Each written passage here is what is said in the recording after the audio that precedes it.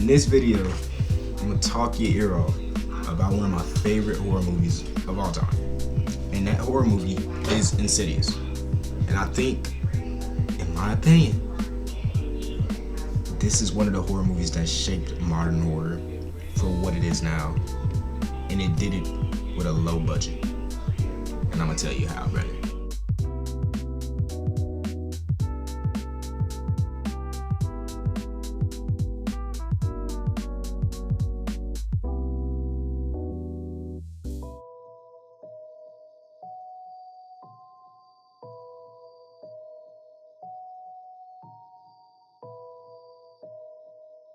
So from what I could search up and from what I know, the first Insidious movie was made on a budget of around 1.5 million, which objectively is low compared to its later sequels or just horror movies in general. Despite that, the film went on to make $100 million at the box office. So you know they called up James Wan and they were like, yo, get back in the fucking lab.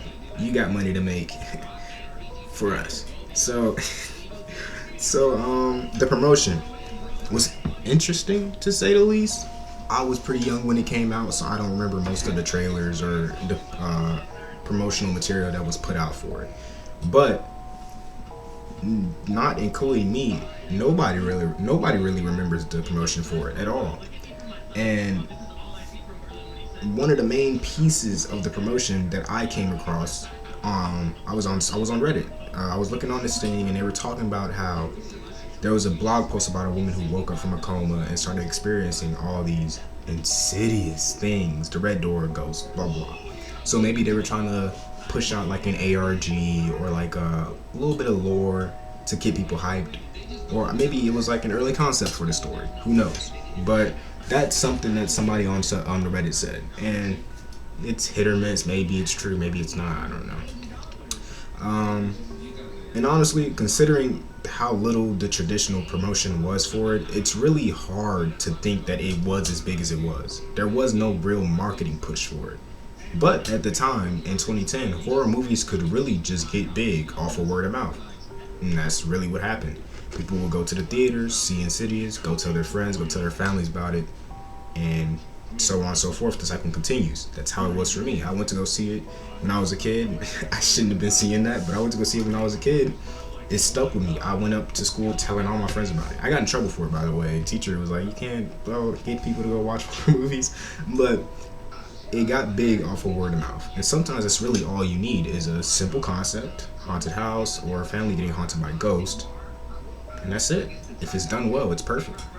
So being directed by James Wan and written by James Winnell, there was already a level of excitement because they have submitted themselves as this horror duo. They made Saw and countless and probably other movies that I don't know of.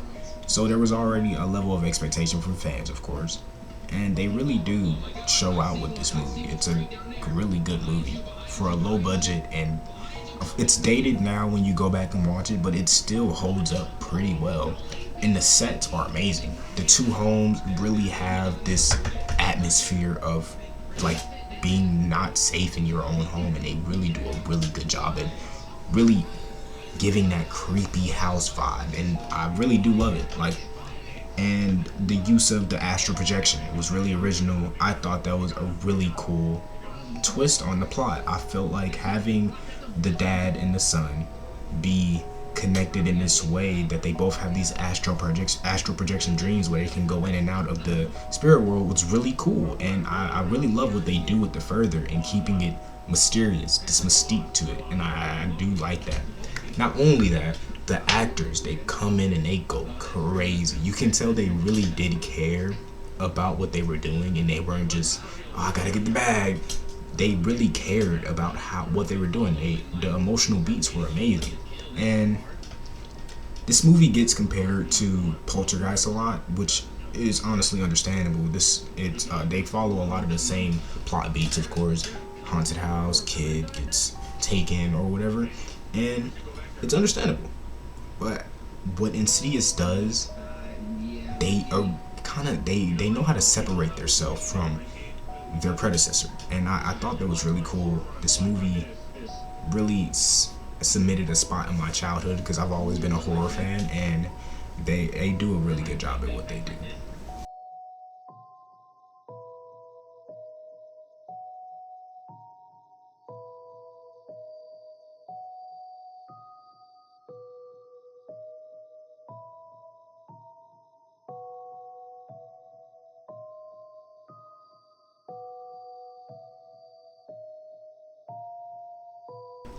One of the main things that Insidious does right is its atmosphere. Although it has its fair share of cheap jump scares, they understand that not everything has to be a jump scare. They allow for tension to build, and it constantly makes you feel like you're being toyed with. They don't really allow you to settle down fully. They allow you to get comfortable until you're uncomfortable, and it works really well. And a lot of that comes from the sound design. The sharp strings it uses when something is about to happen, the unsettling noises really add to the overall atmosphere, and it doesn't just work to jump scare you, it works to make you feel like you're not safe. And a lot of that is just adding to the discomfort. So shout out to Joseph Bishara, who does really well. I don't know if I just butchered his name, so I apologize, but he does really well. The setting also plays a huge factor. They focus on the family's homes. The two homes that just, oh my god, when you watch it, the house itself looks creepy. Just from an outside view, the house looks really creepy. And then they eventually move to the other house, which is not as creepy, but it still has a creepy setting, and it really works at working against you. It doesn't make you feel like you're safe in your own home. And also, the house isn't just a location, it also plays as a threat. And I thought that was really cool that they did that. The concept of the further is really well done. When you go into the further, everything's pitch black. The only real colors you have is this shade of like a blue that he uses, the lantern, and then the fog. It's terrifying. Like, actually going in is terrifying. And then seeing the people that kind of are just frozen in time when he's walking around looking at stuff, it really does make you feel uncomfortable because they don't blink. They're like these wax statues that just stare at you. And I thought, why would I ever do that? Like, if I had a son, I'm so sorry, I couldn't do it, bro. Like, it really does, really, it's uncanny. That's the best word to go with. It's uncanny. The red door is really, it's terrifying. It works as this like gateway to a hellscape when you finally get to the red door and further. The makeup design for the red-faced demon is really well done. I thought that was one of the big, like, great things about this movie is the makeup design for the demon. It works really well for me. It does work really well. The music is good. Everything just works really well. I'm geeking out because I really do love this movie so much. But the further is one of the more interesting concepts. They don't flesh it out too much in the first movie. They want you to really think about it and come up with your own interpretation. So I think it really works as keeping the further as this mysterious dimension that defies time and logic. And I thought that was really cool. So going into the second movie, they really do try to flesh out a lot of the further a bit more. They flesh out the time, how time works in the further, and I thought that was cool. They still keep it mysterious, and both movies are really good in my opinion. I really do like the first and second movie, so that's one of the cooler aspects of the franchise.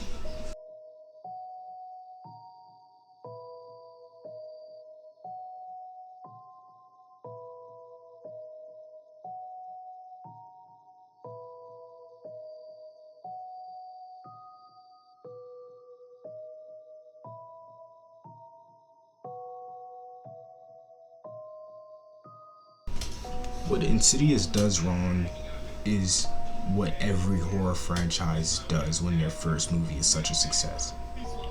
They add more movies to it. And with that being said, the sequel was good. I liked the sequel, and I would assume many others liked the sequel as well. I thought it was a great choice to have it take place right after the events of the first one, like immediately right after the events, and I thought that was cool. But what the second movie does wrong is they leave a lot of plot holes. The police plot line when he's investigating Lorraine and the husband, they don't really add much to it, and it's not really this huge stake in story, because at the end of that subplot, he literally just says, hey, we didn't find your husband's fingerprints on her neck, so I guess it's not him. But she died in your house, so hey, whatever, man. So they don't really add much to that, and I thought that was a weird subplot they could have just cut out and just left more screen time for the overall plot, but whatever. It doesn't really do much. It's not this huge thing you're thinking about. With the later installments, they start to travel in prequel territory. So Insidious Chapter 3 is a prequel, so are the other movies, except The Red Door. And to an extent, I think that's cool. They kind of make Lynn their face of Insidious after they stop making stories about the Dalton family, which is cool. You know, there's nothing wrong with the changing their main cast and having somebody become the face, but you can tell they really just become this huge franchise. They wanted to build this universe, and it really doesn't do well at that, especially because you're going in prequel territory, so it's like this stuff has already happened, so you can't really add more to it.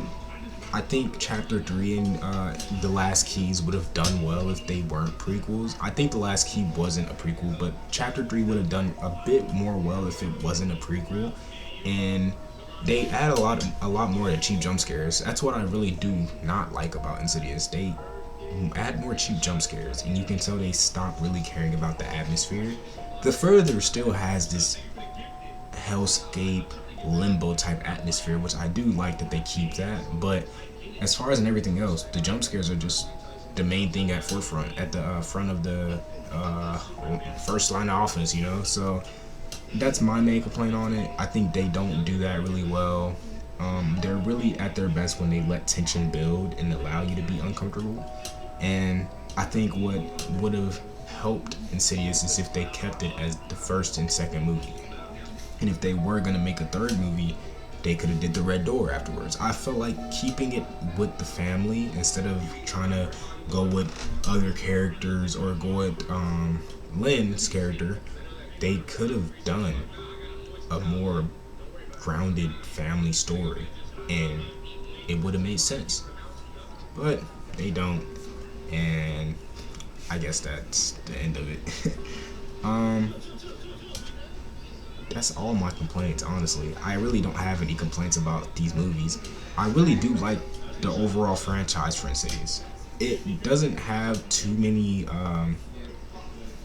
faults besides jump scares and continuity errors, and I thought that was really the only real faults they have. I think the Insidious movies are pretty well done. Like, even Chapter 3, even Last Keys, even Red Door, I feel like they do a really good job at those movies. And besides the cheap jump scares, there's not much you can really say. The acting's well, the casting is good. They do fall off with the atmosphere a little bit, but Last Keys kind of picks it up, and I do like the setting. I do like that they go for bigger stakes, but I guess that's what really messes up the franchise in the end, is they lose this mystique, this atmosphere. They lose a lot of it. That's all my complaints for it, though. That's what Insidious does wrong in my eyes.